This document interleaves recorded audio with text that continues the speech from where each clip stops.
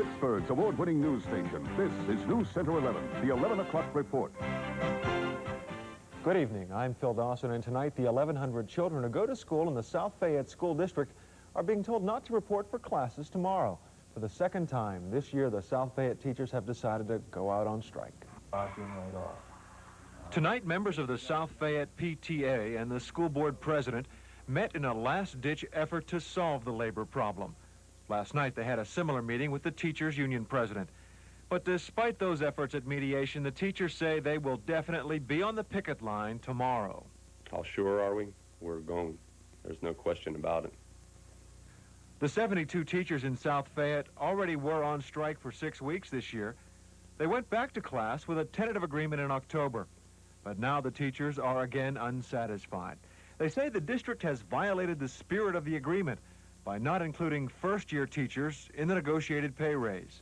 The janitor at our place, a custodian, a starting custodian, got paid more than a starting teacher last year. And we felt that we were already very high in the starting salary, and there wasn't any need to adjust that for the first year. What about the children? We are an association committed to protection of our members, and we have no other alternatives. If there were, we wouldn't be out. We're hopeful that things can be worked out rapidly and we can have the children back to school without with a minimum amount of time lost. In addition to the teachers, students are also planning to picket tomorrow morning at the South Fayette schools. They aren't picketing for one side or the other. They just want the issues resolved and the schools reopened. The school board has set up a meeting for tomorrow night, but because the board would not meet with them last week, the teachers say they may not meet with the board tomorrow night. A report issued by Roman Catholic bishops on the U.S. economy is causing some controversy tonight. The statement says the needs of poor people should be of the highest priority. The bishops also called current poverty levels a social and moral scandal, saying 15% of the country's population lives below the poverty level. The statement, which appears to be critical of Reaganomics, said the primary goal of the U.S. economy should be a job for everyone who wants one. It also called the welfare system woefully inadequate and urged a change in that program.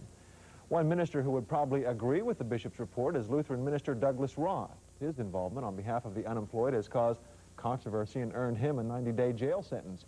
However, as Joe Bell reports, Roth is still free tonight, but he's not sure for how long. The crowds gathered outside Trinity Lutheran Church to witness a martyrdom that never happened.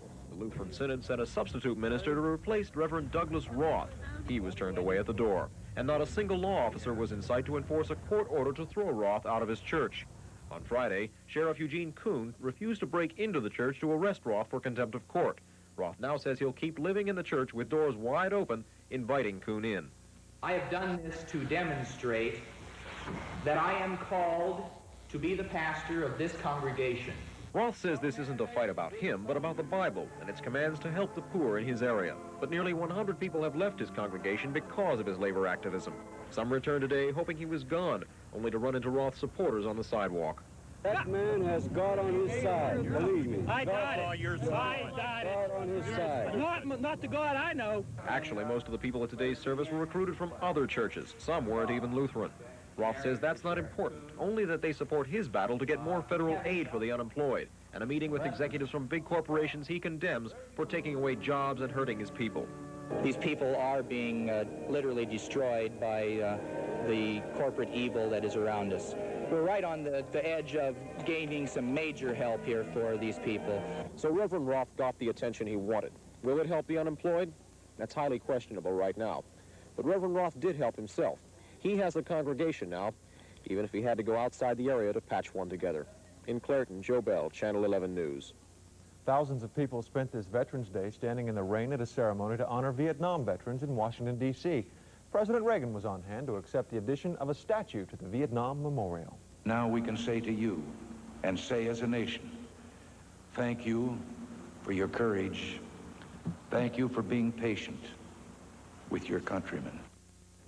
In Pittsburgh, black veterans were also honored today at Soldiers and Sailors Memorial Hall. A permanent display symbolizing the blacks' fight for equality in the military was dedicated today.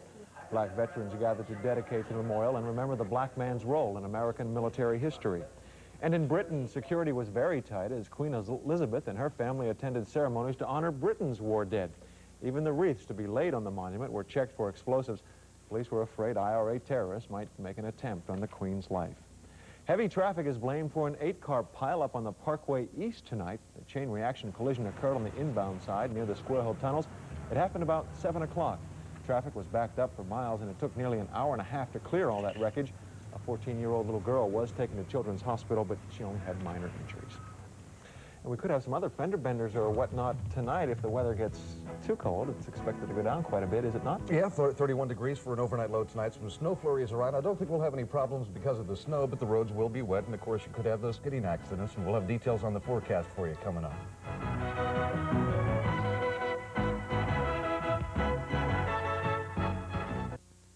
The Channel 11 News is sponsored in part by Pittsburgh National Bank. We're a bank that believes in performance.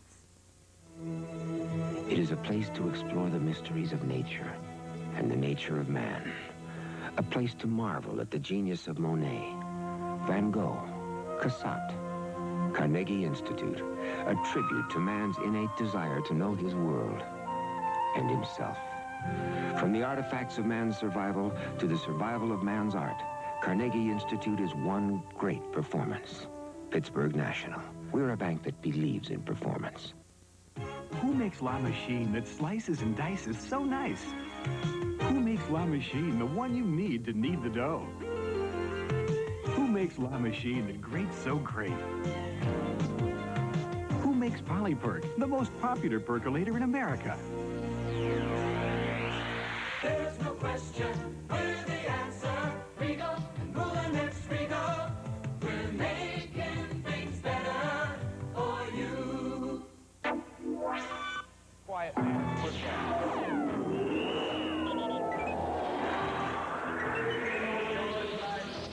This is George Michael's Sports Machine, the most advanced half hour of the latest sports news, action highlights, and sports features you can't find anywhere else. The George Michael Sports Machine is a whole new world of sports and technology with the George Michael touch. Watch the Sports Machine Sunday night at 11:30 here on Channel 11. Mervis Dotson reports every awesome 85 300ZX in stock reduced $2,500 below their normal selling price. Mervis Dotson, Shady's. It's snowing in some areas of the tri-state, or at least it did today, but probably not any for us, I hope. Well, we're going to have a few snow flurries. Yeah, some areas might see a little bit of dusting on the grass around Pittsburgh, and over in the mountains to the east of us might be an accumulation. In Toledo, Ohio, in fact, 2 inches of snow today. Here in Pittsburgh, there is some light drizzle and some snow flurries in some areas already. 33 degrees out at the airport. 52 was the high today. That was around midnight. And 33, our current temperature, is the low so far. The Pittsburgh radar not showing a whole lot. We just have some ground clutter here. A little bit of light rain up there in northeastern Ohio. There is some drizzle and snow flurry activity here in southwestern Pennsylvania. The radar, though, isn't picking it up. It's so light, it's not sending back any blips. Digital radar shows some rain up to the northwest, in the northwestern corner of Pennsylvania, northeast. Over in Toledo, it's snowing right now. It's not showing on the radar, but they have 2 inches of snow already. Most of the rain is off to the east of us, up north of Boston, down along through New Jersey, and farther south. There is mostly light rainfall, but it's fairly steady, and it's gradually moving off toward the east. Accu-Track satellite shows some clear skies here in the southeastern part of the United States, down into Florida. Okay, back through the plains, but there is some cloud cover up here in the northeastern part of the United States, and of course that's affecting us. Off to the east of us is the thicker cloud cover. Low pressure system up there. The front off to the east. As it passed through earlier today, the temperatures were dropping. We're into the low 30s right now. Circulation around that low is counterclockwise. It's drawing cool air over the Great Lakes, creating wintry conditions down here in western Pennsylvania and the tri-state. Now, as that low moves up toward the northeast, that flow will still be bringing the cool air down across the lake, so wintry conditions with us during the day tomorrow. A high tomorrow of only 36 degrees. The snow flurries overnight during the day tomorrow. As I mentioned, some areas might see that little bit of dusting on the grass, but we're not expecting any problems with the driving conditions. 36 degrees for an afternoon high tomorrow. Not very good. 30 degrees up here, in the 30s, I should say, and the cool air extending all the way down into parts of Alabama and Georgia. Afternoon highs down here in the 50s, including Atlanta, Georgia, warming up into the 60s and 70s in the southeastern part of the United States. Rockies, pretty much the same as Pittsburgh, way up in the northern Rockies. Afternoon highs in the 30s and 40s. Currently in Pittsburgh, it's 33 degrees outside. Some flurries in some areas around Pittsburgh.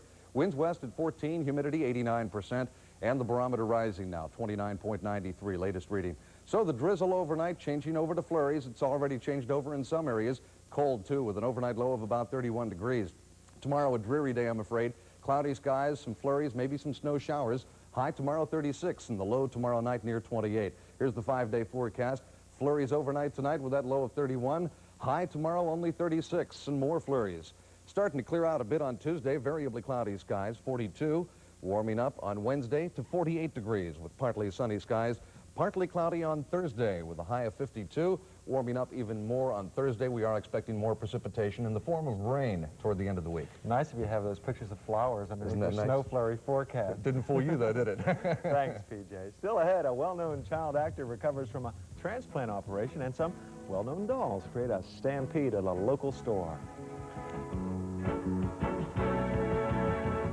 I'm Willie Stargell. You may qualify for energy assistance. Call People's Gas for more information. People's Gas? People's Gas, because people count. Announcing.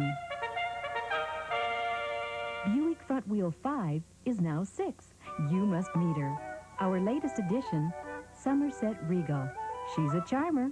She combines many of the qualities of the rest of the family. Sporty, practical, luxurious, high-tech, European-looking, and so stylish. Meet her tomorrow with the rest of the front-wheel drive family at your Better Buy Buick dealer. Absolute minimum prices have made the new Giant Eagle what it is today. Busy. And because Giant Eagle is so busy, you get more than just low prices. You get fresher fruits and vegetables. You see, lower prices bring more people into Giant Eagle, more people buying more produce, which means the Giant Eagle's out there restocking fresh fruits and vegetables more often. So at the new Giant Eagle, you get what's fresh, not what's left.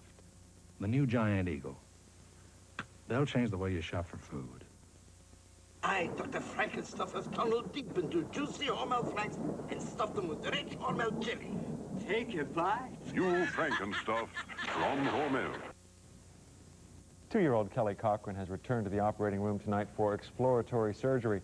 She received the nation's second dual heart-liver transplant at Children's Hospital on Friday, and then she received a second heart early this morning.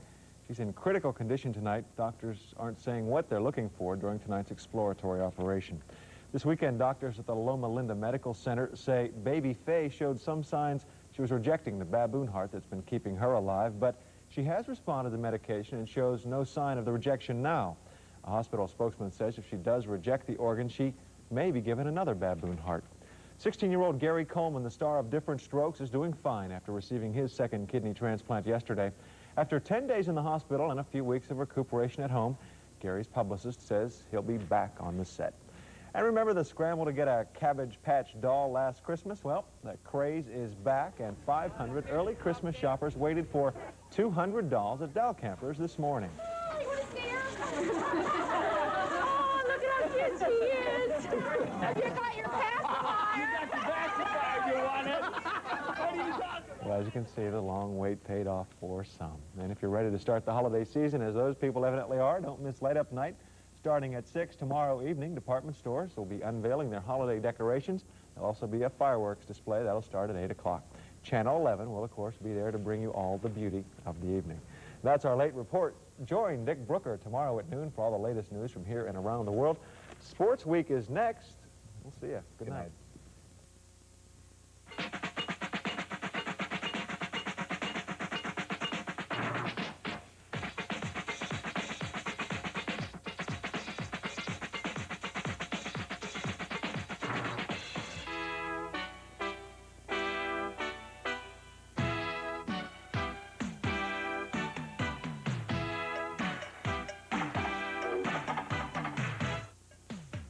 Good evening, I'm Dee Thompson. The Steelers missed a golden opportunity to stretch their AFC Central Division lead to 4 games today, but a Bengal team with its back to the wall refused to quit. Larry Kennebrew 3-yard touchdown in the final 35 seconds gave Cincinnati a 22-20 victory. It's a game that also had some controversy. Our Rocky Blyer watched it in Riverfront Stadium.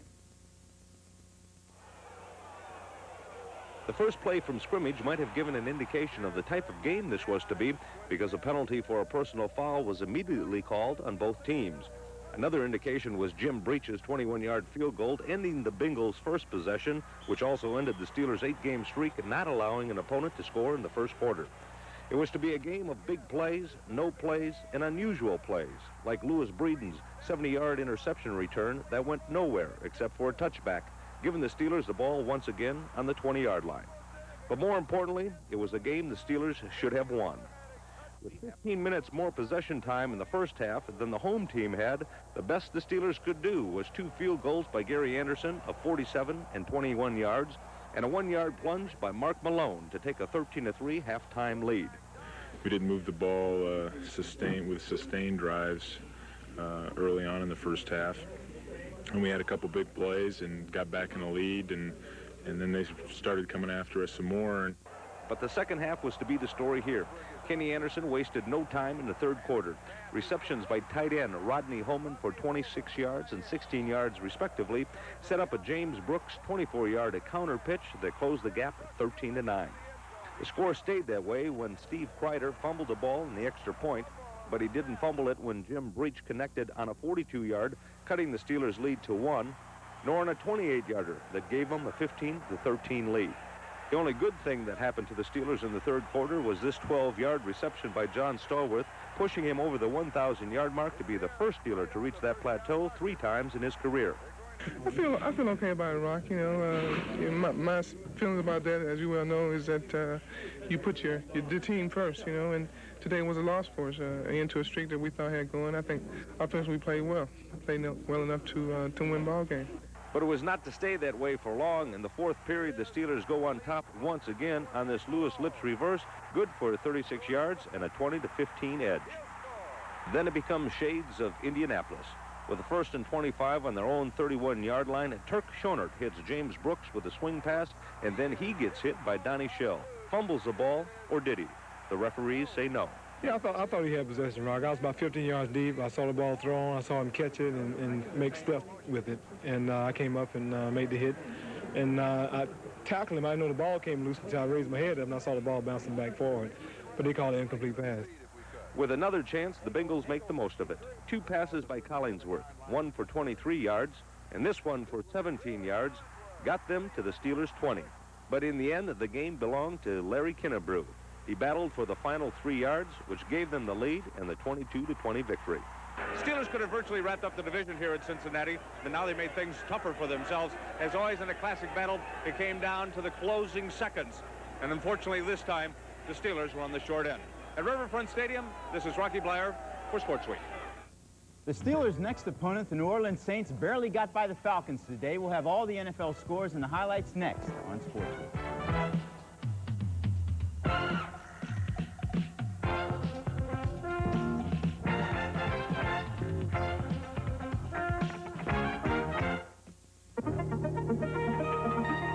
Panasonic introduces a new lightweight video system that's so automatic, it works by itself.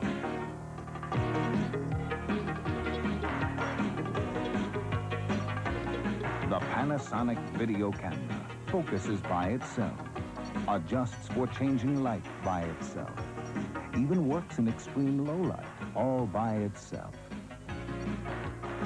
This Panasonic VHS recorder connects almost by itself and plays back a jitter-free picture in slow motion and stop motion. Put in a pre-recorded movie, and this Panasonic gives you hi-fi sound through your stereo. Sound so far superior to ordinary TV, it stands out by itself. Panasonic video system, just slightly ahead of our time.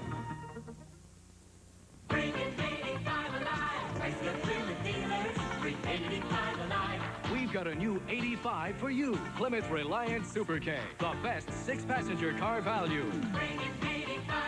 A new front-wheel drive Chrysler Turbo New Yorker and new Plymouth Caravelle, engineered to challenge old Sierra, all backed by our 550 protection plan. See your local Greater Pittsburgh Chrysler Plymouth dealer today. Marty Schottenheimer must be asking himself tonight why he wants to be coach of the punchless Cleveland Browns. Not only did his offense sputter today against the 49ers, the defense was also ripped apart. Roger Craig continues to compliment Joe Montana's passing game. This 20-yard touchdown was his first of 2 on the day and made the score 13-0. In the third quarter, Montana connected with Freddie Solomon on a short pass, but Solomon turns a completion into a 60-yard scoring play. San Francisco routs the Cleveland Browns 41-7. Now, Houston snapped its 23-game road losing streak and chalked up its first win of the year. Warren Moon hit Jamie Williams from 2 yards out for a 7-0 lead in the first quarter, trailing 9-7 in the fourth quarter. Moon beats a blitz and finds his favorite target, Tim Smith, on a right for a 25-yard gain to set up the go-ahead touchdown. In the Orange Bowl, the Eagles jumped out to a 14-0 lead in the second quarter over Miami with this Ron Jaworski to Tony Woodruff scoring play, but Danny Marino brought the Dolphins back. He connects with Tony Nathan from 11 yards out for his 30th TD pass of the year. With less than 2 minutes remaining, Jaworski brought the Eagles to within 1, but the extra point attempt by Paul McFadden is blocked by Miami's Doug Betters. The Dolphins win 24-23 and stay undefeated. That's the agony of defeat. As we look at the scoreboard, Houston over Cincinnati 17-16. San Francisco rolls over Cleveland 41-7. New England beats Buffalo by 28. Tony Eason throws 3 TD passes. Indianapolis over the Jets 9-5. Washington dumps Detroit 28-14. Miami edging Philadelphia 24-23. New Orleans beats Atlanta 17-13. Richard Todd 2 TD passes. Green Bay crushes Minnesota 45-17. Lynn Dickey 4 TD passes.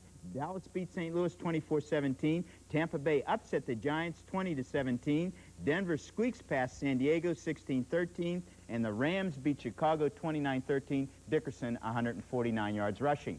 In college football, West Virginia's Bull Hopes have taken another major step backwards following yesterday's 23-19 loss to Rutgers. Pitt, of course, lost its bowl chances long ago, but the Panthers at least took a step in the right direction, beating Tulane 21-10. Perhaps the most encouraging sign in the Tulane win was the play of quarterback John Kangemi. In the second quarter, Kangemi led the Panthers to 3 touchdowns, scoring once himself and throwing 2 more to Bill Wallace. It looked like the Kangemi Panther fans had expected to see all season. Yeah, Johnny did some things today, which he's capable of doing. And naturally, when the quarterback's pitching and we're catching them, you're going to see some points on the board. And we got a little bit bad field position early, fumbled the ball away. That gave him 3 points, but overcame those things, and I'm very happy for him.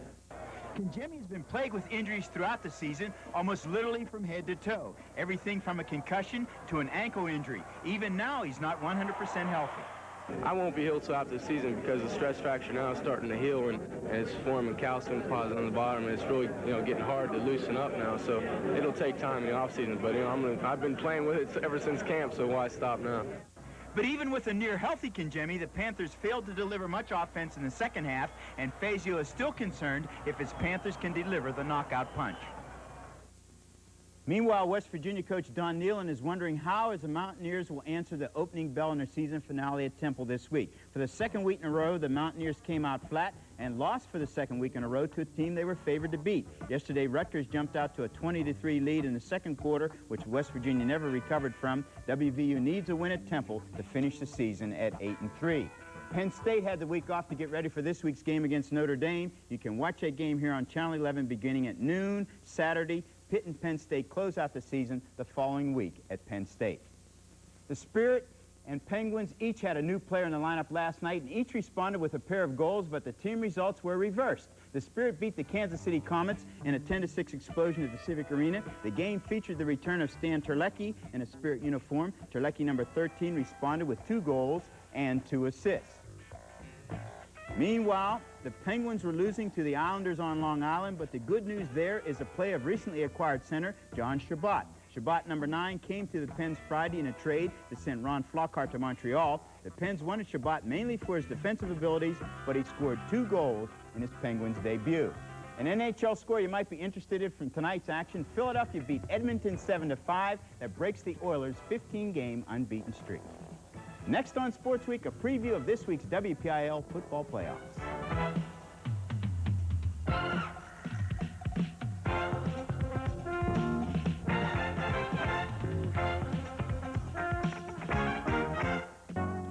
People-to-people banking.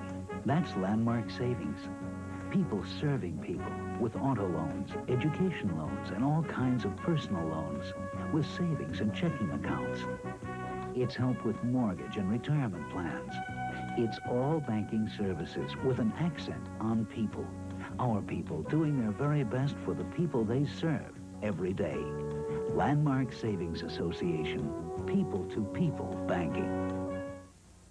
The results are in. Cats have made Tidy Cat 3 America's #1 cat box filler. Miami cats love Tidy Cat 3. Nashville cats prefer Tidy Cat 3.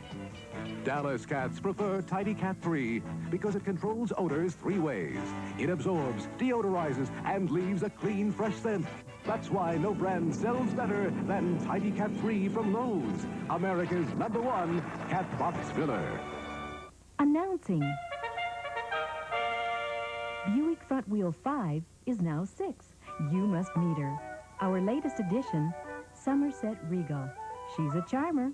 She combines many of the qualities of the rest of the family. Sporty, practical, luxurious, high-tech, European-looking, and so stylish. Meet her tomorrow with the rest of the front-wheel drive family at your Better Buy Buick dealer.